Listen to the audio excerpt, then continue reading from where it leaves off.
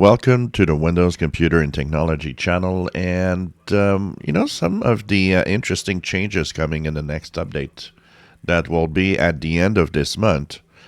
Unfortunately, a lot of them are not making it to us here in North America or in most of the world, and it is kind of interesting. I would like that to actually be the case.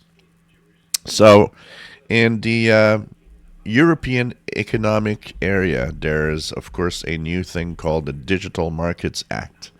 And what's happening is that it will shape how companies actually do business in the European Union, including not just hardware, but software. In Microsoft Windows, when we say they can do things, but they just don't want to, well, because they are being forced, there are tons of things that are going to be implemented at the end of this month. So, of course, depending on where you are in the world, you will or will not have those options. There are things that will show up everywhere. There are things that are not. We already showed you that in many cases, when you looked at the apps list in Windows 11, a lot of the apps that are core apps have a new little, this is a system app list. And of course, there's even in Windows 11 some changes that's going to actually happen that will make a difference in telling you what apps are the general apps and which ones are actually the core apps that are system apps. So this change coming up slowly is going to be interesting because it's going to be kind of clearer in what is like system components here, as you see, which are showing up apps. This is a lot due to the European Economic Area, where they have to make Windows clearer.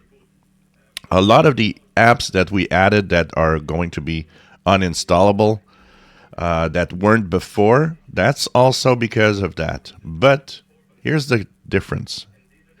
In the European Economic Area, for example, if you go into the app list by next month and you look at apps like Microsoft Edge, well, those apps will actually have an uninstall button.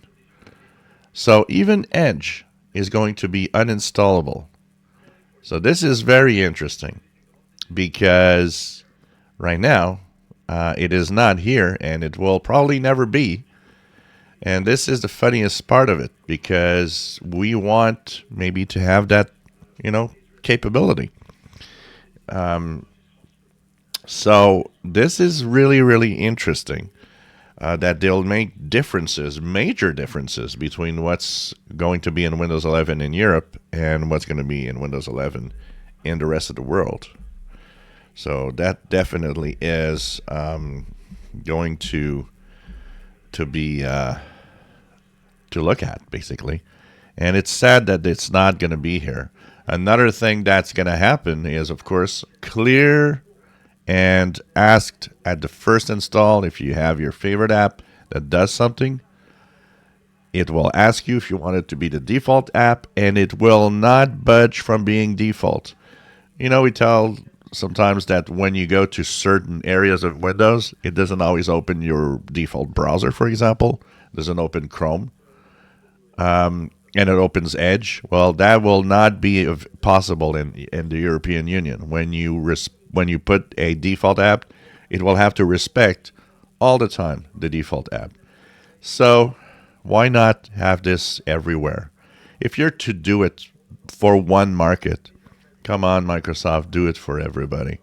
And you'll give us actually much more freedom in our Windows 11. Why do we have to force you to do things when you could just do it and make people happy? I don't think it would make much of a difference anyway. I think there's this old thinking that we have to force things on users. No, you don't have to. You just install it, and people want it, they want it. They don't want it, they don't want it, and that's all. If you enjoy my videos, please subscribe, give us thumbs up. Thank you for watching.